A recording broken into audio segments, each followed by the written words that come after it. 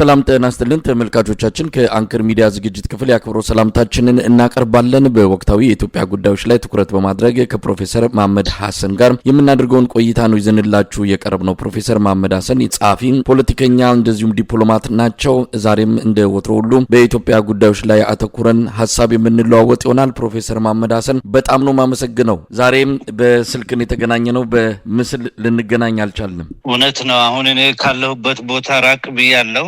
አመሰግናለሁ ወንድሜ መሳይ።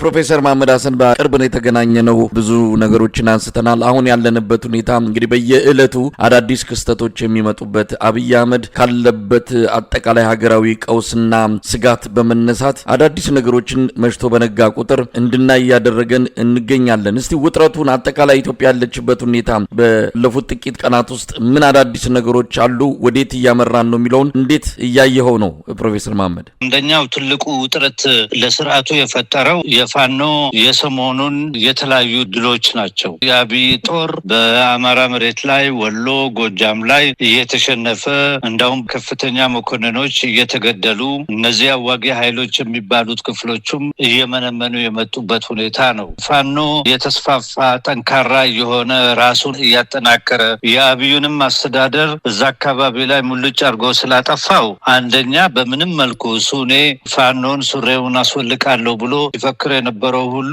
መሬት ላይ የሚታየው የተለየ ሁኔታ ነው። ይሄ አንደኛው ክስተት ነው። ሁለተኛው ክስተት ራሱ ተላላኪ የሆነ ስርዓት ስለሆነ ለሱዳን አማጽያኖች መሳሪያ በሱ በኩል የሚያቀብል ስለሆነ ያንን የሚያቀብላቸውን መሳሪያ የሱዳን አማጾች እየተጠቀሙ ከሱዳን መንግስት ጋር ውጊያ ላይ እንደነበሩ ሁሉም ሰው ያውቃል። ትላንትና ወዲያ አንድ ትልቅ ከነዚህ አማጽያኖች ጋር የነበረ ጄኔራል መሳሪያውንም የራሱን ጦር ይዞ ለሱዳን መንግስት እጁን ሰጠ።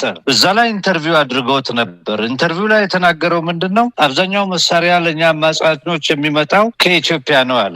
ኤሚሬትስ የምታስተላልፈው በአብይ በኩል ነው መሳሪያው እና ይሄ የምታዩት ሁሉ መሳሪያ ይዤ የመጣሁትና ወደ 50 ላንድ ክሩዘር መኪኖች ነው ይዞ የመጣው ከነ መሳሪያው ጋር። ይሄ ሁሉ ተላልፎለት የመጣው እንዲዋጋ በተለይ ይሄ በዛ አካባቢ ላይ ያሉትን ሁኔታዎችን ለመቆጣጠር እዛ ነበር መዋጋው የነበረው። ግን አሁን ሳይ ሁኔታው ትክክል አይደለም። እኔም ሱዳናዊ ነኝ፣ ታድቻለሁ። ከነዚህ ሱዳንም ህዝብንም ቅርታ ጠይቆ ነው እጁን የሰጠው። ይሄ ማለት ምንድነው? ከሱዳን ጋር አብይ ያለው ግንኙነትም ወደ መጥፎ የተካረረ ሲቹዌሽን ላይ ስላደረሰ እዛ አካባቢ ሰሜን ኢትዮጵያ ውስጥ ያለው የተጧጣፈ እሱንም አይዞሌት እያደረገ ሁኔታው እንዳውም በጣም አስቸጋሪና ውርደት ላይ ስርዓቱን ጥሎታል። መሀል ሀገር ውስጥም ያለው የኢኮኖሚ ሁኔታ፣ የህዝቡ መጨነቅ፣ ይሄ የኩራዝ ምርጫውንም የህዝቡ አብዛኛው ክፍል አለመቀበልና ማጉረምረም፣ እሱ በየጊዜው ጉድጓድ እየቆፈረ የራሱን መቀበሪያ ጉድጓድ እየቆፈረ ብዙ ስህተቶች እያደረገ ነው ያለው ስርዓቱ።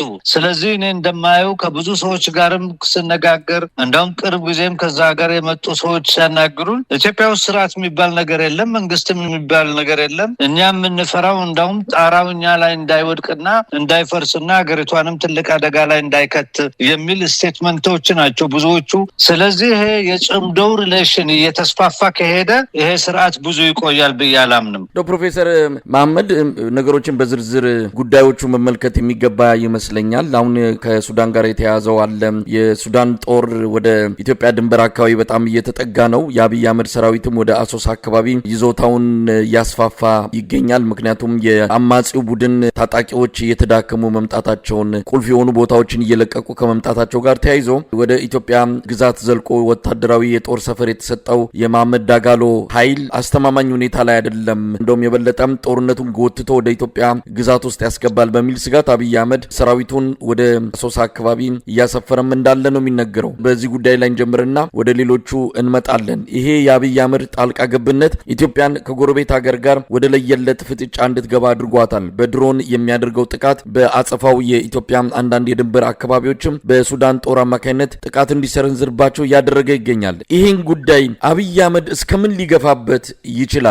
አጠቃላይ ቀጠናዊ ወደሆነ ጦርነትስ የሚገባበት አዝማሚያ አይኖርም ወይ? ከጀርባ ያሉ ኃይሎች አሉ። ከመሐመድ ዳጋሎም ሆነ ከሱዳኑ መሪ አልቡርሃን ጀርባ ያሉ ሀገራት አሉ። እነዚህ ሀገራት በዚህ ጦርነት ውስጥ በረጅም እጃቸው ፍላጎታቸውን እያስፈጸሙ እንዳለ ይታወቃል። ኢትዮጵያ ስለተባበሩት አረብ ኤሚሬትስ ብላ ነው እዚህ ነገር ውስጥ የገባችውና ምን ልናይ እንችላለን? እስከምንስ ሊገፋ ይችላል አብይ አህመድ? እዚህ ላይ ልንግባባ ምንችለው አብይ አህመድ በተሸነፈ ቁጥር ማለቂያውንና መቀበሪያውን ጉድጓድ ነው የሚቆፍረው ያለው። ብዙ ስህተቶች እያደረገ ነው። ስርዓቱ ፓኒክ እያደረገ አማራ ክልል ላይ ጦርነት ከፍቶ በተሸነፈ ቁጥር እሱ ጦር እጁን በሰጠ ቁጥር ይባንናል። እንደገና ሌላ አካባቢ ላይ ሌላ ችግር ይፈጥራል። ምክንያቱም ይሄ በአንድ ሰው የሚመራ ስርዓት ነው። ፓርቲም ማለት አትችልም። ቁጭ ብሎ ዲስከስ አድርጎ ምንድን ነው ያጠፋ ነው፣ የት ነው ያለው ጥፋቱ፣ ከህዝቡ ጋር እንዴት መቆራኘት እንችላለን የሚል ፕሮግራም ያለው አይደለም። ዝም ብሎ በስማበል የሚሄድ ስርዓት ነው። ከአሁን ወዲያ ያለው ቻንስ የራሱን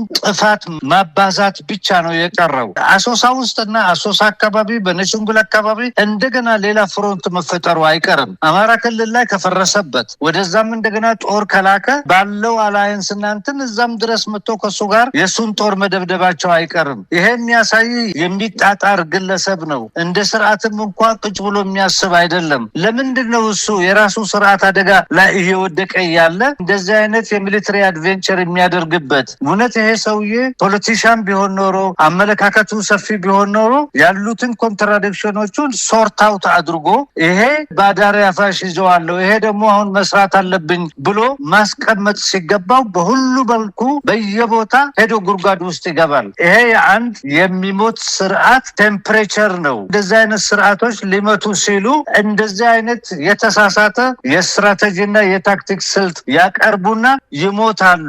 ስለዚህ አሁን ወደ አሶሳም ሄደ፣ ሌላም ቦታ ቢሄድ ያው የራሱን ጉድጓድ ነው የሚቆፍረው። በእኔ አመለካከት ስርዓቱ የመጨረሻውን የራሱን የመሞቻ ድግስ እያዘጋጀ ነው ያለው። ይሄ ስርዓት ብዙ ረጅም ጊዜ የሚቆይ አይደለም። በብዙ ኮንትራዲክሽን ውስጥ የተያያዘና የተከበበ ነው። ለራሱ ችግር የሚያወጣቸው መልሶች ደግሞ ተመልሶ እሱ ላይ የሚጠመጠሙ ስለሆነ በእኔ ግምት ሱዳኖቹም በአረብኛ የሚጽፉትን ሳነብ፣ የፋኖን ሁኔታ ሳነብ፣ ትግራይ ውስጥ ያለው ሁኔታን ሳነብ፣ አልፎ እሱን የምትረዳው ትንሿ ሀገር ያለችበት ሲሪየስ ክራይሲስ ከዚህ ከኢራን ጦርነት በኋላ የደረሰባት ሲሪየስ ክራይሲስ ለሱ የመጀመሪያ አጀንዳ አድርጋ ለሱ የምትቆም ስለማትሆን እሷም ራሷ ልትሻሻው ትችላለች። ስለዚህ እኛ ማየት ያለብን ትልቅ የለውጥ ዋዛኛ ላይ ነው ያለ ነው። ቤት በኩል ነው የሚመጣው፣ በመስኮት ነው የሚገባው፣ በበር ነው የሚገባው፣ ወይንስ ደግሞ ጣራ ነቅሎ ነው የሚገባው? የለውጡ ሁኔታ ጊዜ ያሳየናል። በእኔ አመለካከት ይሄ ስርዓት ኦክሲጅን ጨርሶታል። ጦርነቱም አሁን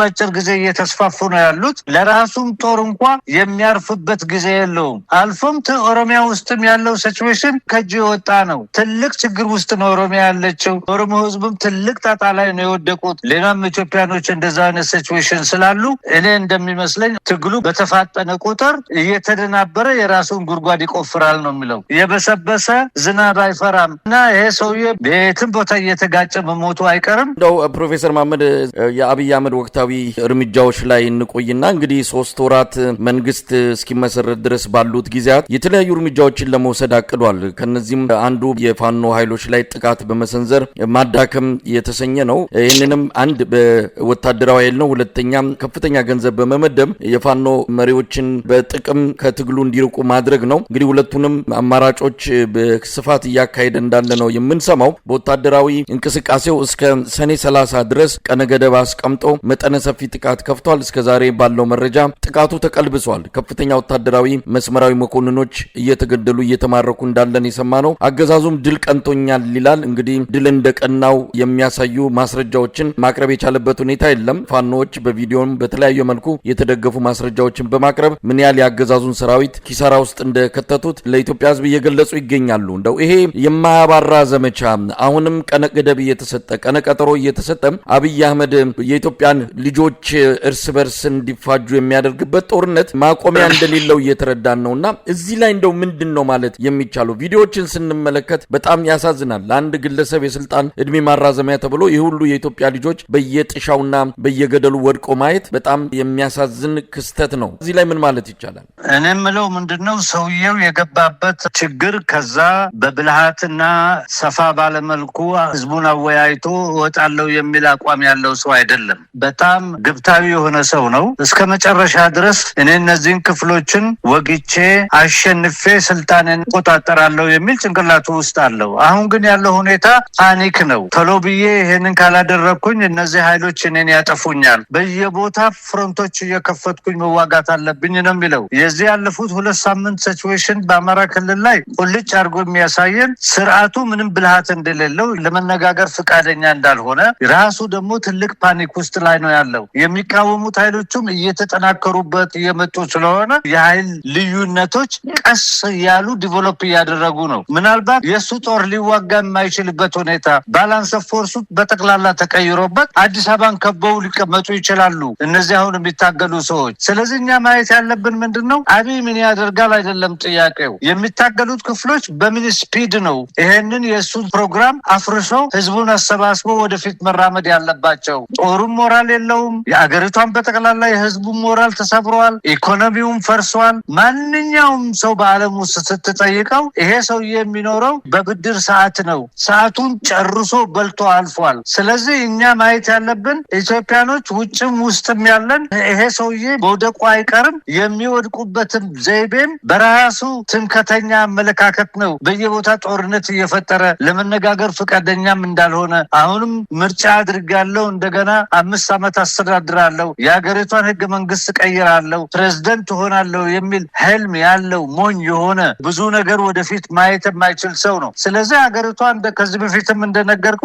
ከፍተኛ መስቀለኛ መንገድ ላይ ነች። ባላንስ ፎርሱ ትልት አድርጎበት እንደ መንግስት መምራት የማይችልበት ቶታሊ ዜሮ ሌቭል ከደረሰ መሸሹ አይቀርም። እኔ ከዛ ውጭ አላይም። ጦርነቱን ይቀጥላል። 10 ጦርም ካለው ይቀጥላል። ያም ጦር ይሸነፋል፣ ዲሞራላይዝ ይሆናል። አልፎ ደግሞ እሱ ላይ ያሉት ዩናይትድ ፍሮንቶች እየተስፋፉ ይመጣሉ።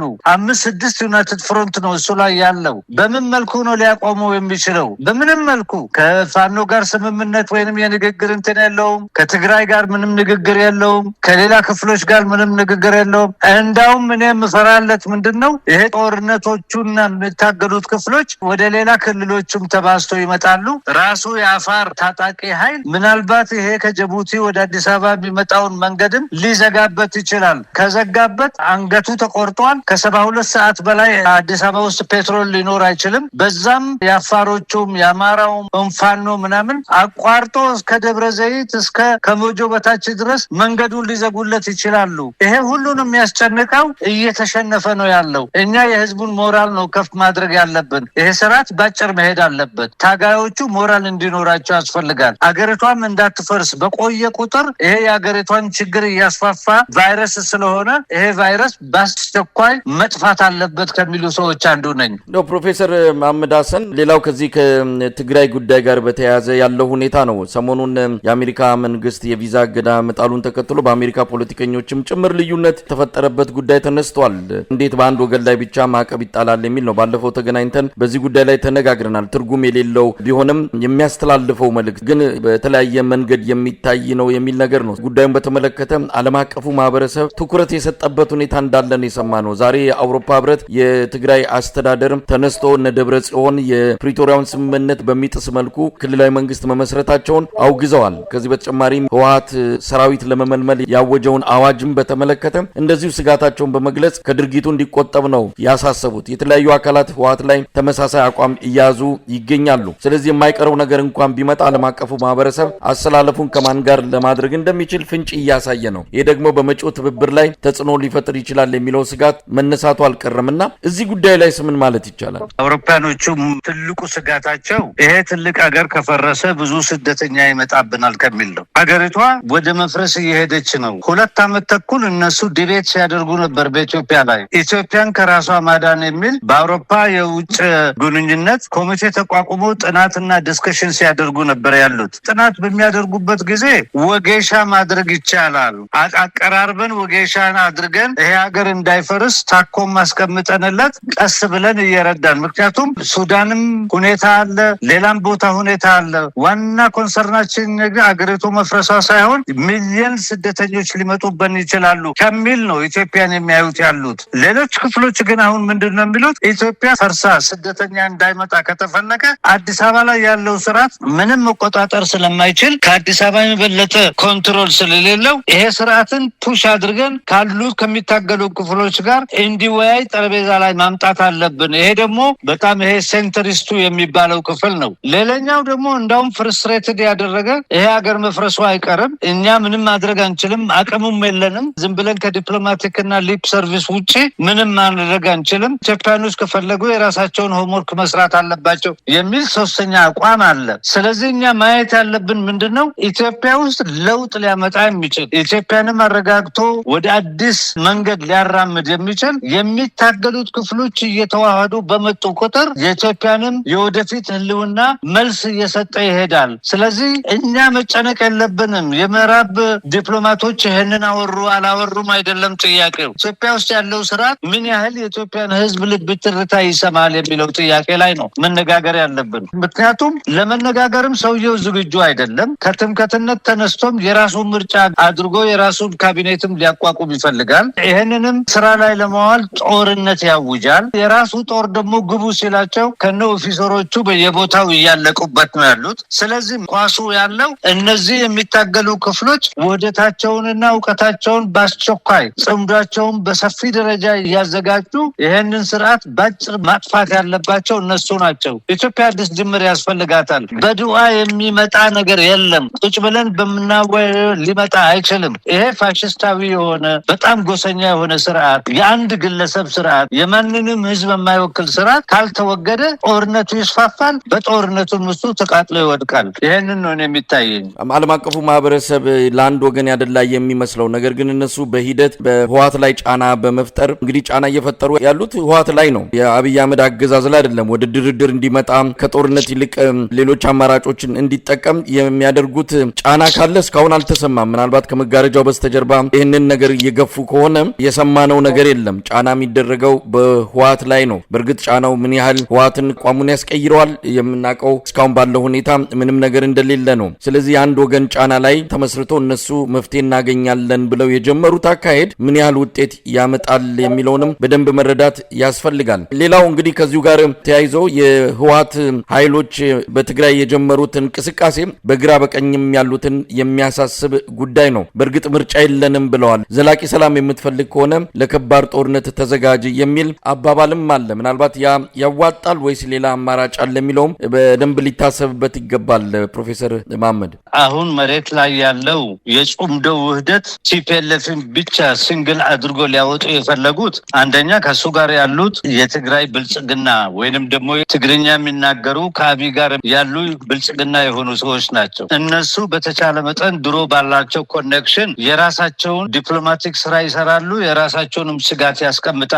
አንድ ቁልጭ ያለ መረዳት ያለብን ምንድነው እነዚህ ታጋዮች ፋኖም ሆነ የአፋሩም ሆነ ትግራይም ሆነ ሌሎቹም ተሰብስበው ቁጭ ብለው የራሳቸውን ዩናይትድ ፍሮንት ፈጥረዋል። አብይም ሊሰብረው አይችልም፣ ሌላም ኤክስተርናል ፎርስ መጥቶ ሊሰብረው አይችልም። ስለዚህ የአውሮፓኖቹም በየጊዜው መግለጫ ማውጣት ከዚህም በፊትም እንደነገርኩ ዝም ብሎ የወረቀት አንበሳ ከመሆኑ ውጭ ምንም የሚመጣው ነገር የለም። አብይም ከሱ ጋር ያሉት ሰዎችና ሁለት ነው የሚሞተው። አንደኛው እሱና የራሱ ፓርቲ ከተሸነፈ ይቀልጣል፣ ከሱ ጋር ደግሞ ብዙ ሰዎች አብረው ይቀልጣሉ። ሌላው ደግሞ በጣም ደግሞ ሊቀልጥ የሚችል ጫፍ ላይ ያለ ጥገኛ የሆነ ትግርኛ ተናጋሪ ብልጽግናም ከፍተኛ ስጋት አለው። በተቻለ መጠን ከነደብረጽዮን ጋር ካላቸው ኮንትራዲክሽን ያንን እየተጠቀሙ የኢትዮጵያን ስቴት እየተጠቀሙ አገሪቷ አደጋ ላይ ነች ያለችው፣ ወደፊት ልትበታተን ትችላለች፣ ኢንተርናሽናል ኮሚቴ መምጣት አለባት፣ እነዚህ ክፍሎች ከመጡ ኢትዮጵያ ልትኖር አትችልም የሚል ከፍተኛ ፕሮፓጋንዳ ጀምረዋል። አሁን ማየት ያለብን ሁለት ክፍሎች ናቸው የሚዋጉት ያሉት። አንድ እየሞተ ያለ እየተዳከመ ያለ ክፍል አብይና የሱ ጎራው ነው። ሁለተኛው ክፍል ደግሞ የአብይን ጦር በየጊዜው የሚያሸንፍ ኦፊሰሮቹንም የሚገል ዩናይትድ ፍሮንት እየሆነ ነው ያለው። ከዚህ ሁለት ኃይሎች መካከል ደግሞ ጎረቤት ራሱ እንደ ሱዳን አሁን አብይ የሌላ ሀገር አሽከር ሆኖ በሱ በኩል ነው መሳሪያ ሱዳንን ችግር ውስጥ የጣለው። ስለዚህ የሱዳን መንግስትም ለሌላ ኢትዮጵያኖችንም ለሚዋጉ ኢትዮጵያኖች መርዳታቸው አይቀርም። ጦርነቱ ከአማራ ክልል ተሸጋግሮ አሶሳ መግባቱ አይቀርም። እሱ ነው ደግሞ ጦርነቱን እዛ ያመጣው። ስለዚህ ኢትዮጵያ ከየት ወዴት ነው የምትሄደው ያለችው? የኢትዮጵያ ስርዓት እየተዳከመ ነው ያለው። አዲሱ ከሰሜን የሚመጣው ደግሞ እያሸነፈ ነው ያለው። የግድ አንድ ቀን ገመዱ መበጠሱ ስለማይቀር ይሄ ስርዓት ይወድቃል። የፈረንጆቹ መለፍለት ብዙ ትርጉም አይሰጥም። መሬት ላይ ያለው ሁኔታ ነው ትርጉም የሚሰጠው ነው የምለው። ፕሮፌሰር መሐመድ ሐሰን ሰሞኑን አቶ ጌታቸው ረዳ አንድ መድረክ ላይ የተናገረው ነገር አለ። የኤርትራ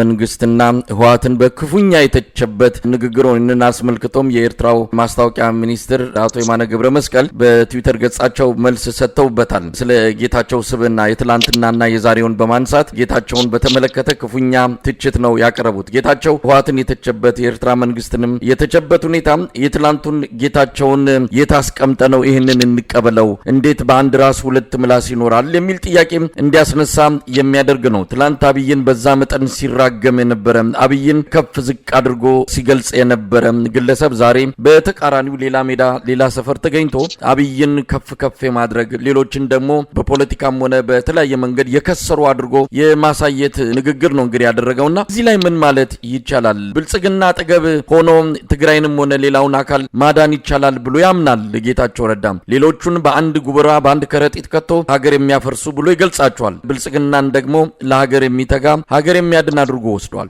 የትኛውን ጌታቸውን እንመነው? የትላንቱን ወይስ የዛሬውን? እዚህ ላይ ልንግባባ የሚያስፈልገው ምንድነው? የመጀመሪያው ጌታቸው ቲፒኤልኤፍ የነበረ አብይን ሲዋጋ የነበረ ክፍል ነው። መጨረሻ ላይ ሸሚዙን ቀየረና አብይ ጋር ገባ። የአንድ ግለሰብ አመለካከት ነው። አሽከር ሁሉ ጊዜ የጌታውን ስሜት ነው የሚያስተላልፈው ያለው ጌታቸው አይደለም።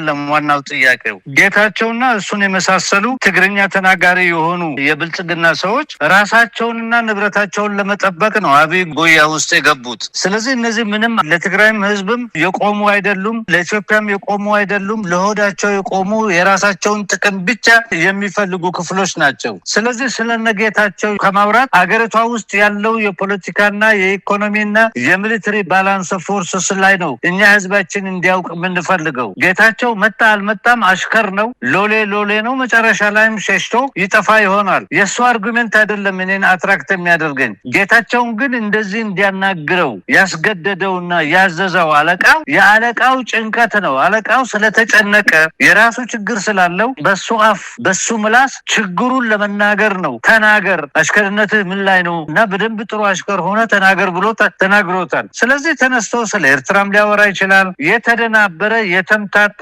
የበሰለም አመለካከት አይደለም። ስለዚህ የፈለገውን ሊናገር። እኔ ያንን እንደ ትልቅ ነገር ቁጭ ብዬ ላዳምጠውም አልፈልግም። እኔ መናገር የምፈልገው ኢትዮጵያ ከየት ወዴት ነው የሄደች ያለችው? ያለው ባላንስ ፎርስሱ ምንድን ነው? የወደፊት ኢትዮጵያ ምን ትመስላለች? እየሞተ ያለው አሁን ኦልሬዲ ጣር ላይ ያለው ስርዓት አክትሞለታል፣ ይሞታል። አዲስ ኢትዮጵያ እንዴት ነው መገንባት ያለባት? ኢትዮጵያኖች በጠቅላላ በሚመጣው ስርዓት ውስጥ ምንም ሳይገለሉ ምንም እንትን ሳይሉ አብሮ ቁጭ ብሎ አዲስ ፕሮግራም የሚሰሩበት ላይ ነው እኛ ለህዝባችን ይሄንን ማቅረብ ያለብን፣ ንቃቱንም ከፍ ማድረግ ያለብን። ጣር ላይ ላለው ስርዓት ብዙ ባንጨነቅ ይሻላል ነው የምለው። ሁለተኛ እኔ ፊልም ማደርገው ምንድነው አብይ ሚሊተሪ ካፓሲቲ የለውም። ይሄንን ቁልጭ ባለ መልኩ ለኢትዮጵያኖች መነገር አለበት። ይመስልሃል አብይ ጦር ኖሮ ጦርነት ማድረግ ይችላል? ትንንሽ ጦርነቶች በስተቀር አብይ እኮ ኦልሞስት ከቤቱ መውጣት የማይችል ሰው ነው። ስለዚህ ይሄ ስርዓት እያበቃለት ስለሆነ ህዝቡ ነቅቶ፣ ውጭ ያለም ኢትዮጵያዊ ውስጥም ያለው ኢትዮጵያዊ ነቅቶ መቀነቱን አስሮ ለጥቂት ጊዜ ነች ይችን ጥርሱን ነቅሶ ይሄንን ስርዓት አፈርድሜ አብልቶ መቅበር አለበት እላለሁ። እኔ ምንም ፍራቻ አይለኝም። ይሄ የምዕራቦቹ የሚያወሩትንም ወደዛ ተው፣ እነሱ እስክስታ ነው፣ የትም አይደርስም። ለውጥ የሚያመጣው የሀገሪቷ ህዝብ ነው፣ የሀገሪቷ ወጣት ነው፣ የሀገሪቷ የሚታከሉ ክፍሎች ናቸው። ስለዚህ እኔ የሚታየኝ አገሪቷ አርግዛ ልትወልድ የደረሰች ሚጥ ላይ የደረሰች ሀገር ነች። ሚጡም በሰላም መምጣቷ አይቀርም። ይሄ ስርዓት ይፈርሳል ወንድሜ። ስለዚህ እዛ ላይ ኮንሰንትሬት አድርገን አፈራረሱ እንዴት ሊሆን ይችላል? ምን አይነት ስርዓት ከዚህ በኋላ ሊመጣ ይችላል? እነዚህ ወጣቶች ወንድሞቻችን እንዴት አድርጎ ስምምነታቸውን እያሰፉ መሄድ አለባቸው። ሁለተኛ ጥርጣሬ ያለው ወያኔ ይታመናል ወይ የሚለውን ደጋግመህ ጠይቀኛል። ወያኔ የትላንትናና የዛሬ ወያኔ አንድ አይደለም። ሌላ ወያኔ ነው። አሁን የህዝብ ክፍል ሆኗል። ከሌላ ህዝቦች ጋር አብሮ ተባብሮ መምጣት ነው የሚፈልገው። ለምንድን ነው እኛ በቀድሞ ወያኔ እየባነንን ልክ ዛሬ እንዳለ አድርገን እንትን የምንለው? ያለፈው ወያኔ ሞቷል፣ ተሸንፏል። ባይሸነፍም እንደዚህ ተበጣጥሶ እንዳሜባ ግማሹ አብይ አሽከር ውስጥ አይሆንም ነበር። አሁን ያለው ግን ወያኔ ትግራይን ህዝብን እያቀፈ ከሌላ ህዝቦች ጋር እየተስማማ እየተወያየ የአማራም ጠላት አይደለም፣ የሌላ ህዝቦችም ጠላት አይደለም።